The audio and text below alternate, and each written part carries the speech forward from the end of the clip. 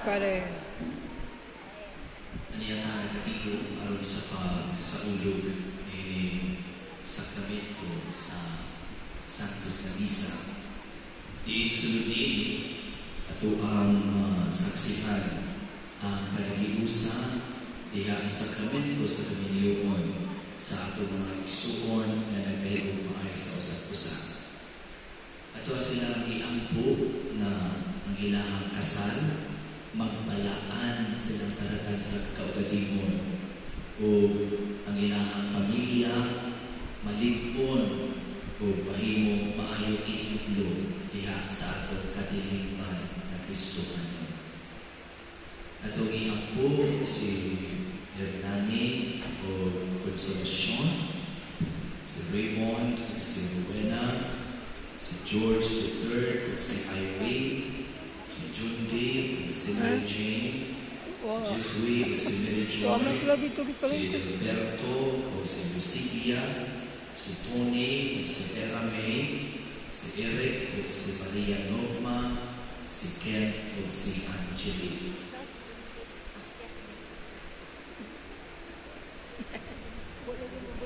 Nagkatingin kita sa ngalan sa Mahal, sa Anak, sa Espiritu Santo, ang Ginoo maanama kaninyo.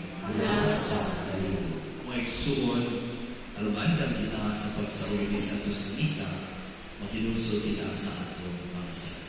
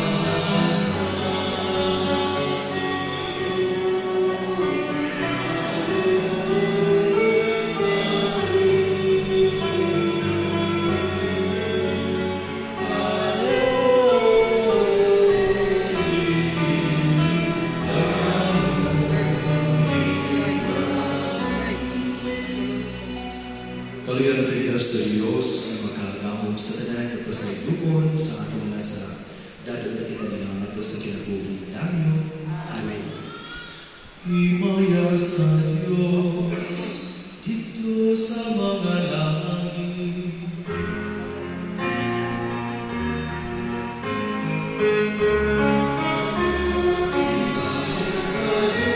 Himaya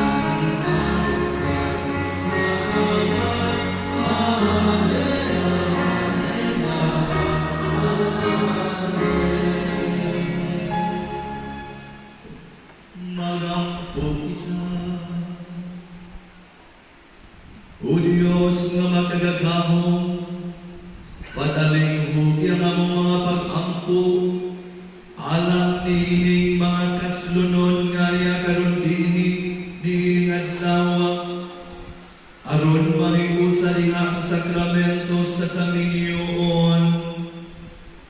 Dugang iyang ilang pagtuo kanimo sa usag-usa ug pinaagi kanila panalangin ang imong simbahan ug mga anak nga Kristiyanos.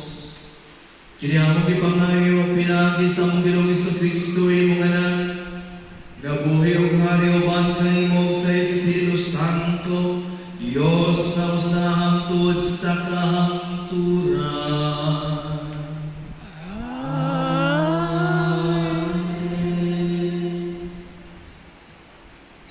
Pagbasa gikan sa basahon sa Henesis. Unya ingon ang Dios, buhaton nato ang tawo sama sa atong dagway. Siya mao'y magbuot sa mga isda, sa mga langgam, sa mga hayupan sa tanang ihalas na kanalang. Busa gibuhat sa Dios ang tawo, lalaki o babae, sama sa iyang dagway, ug ipanalanginan niya sila. Niingon ang Dios, panganak among daghan aron manumok ang kalibutan sa inyong mga liwat, ug sila'y magbuot niini. Kamoy magbuot sa mga isda, ug sa mga langgam, ug sa tanang ihalas na mananap. Nakita sa Dios na maayo ang tanan na iyang namuhan, ug galipay kayon siya. Milabay ng sapang kagabion ug miabot ang kabutagon, ug kadto mao ang ikaulong na adlaw. Ang pulong sa Ginoo. Salamat sa Diyos.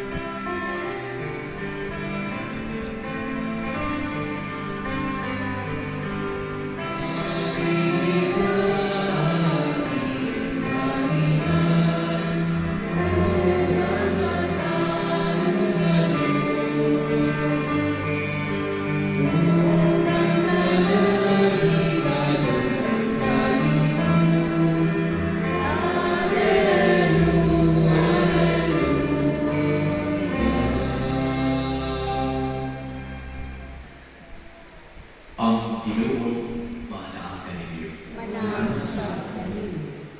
Pagbasa gikan sa Santos nga Ebanghelyo sumala ni Juan.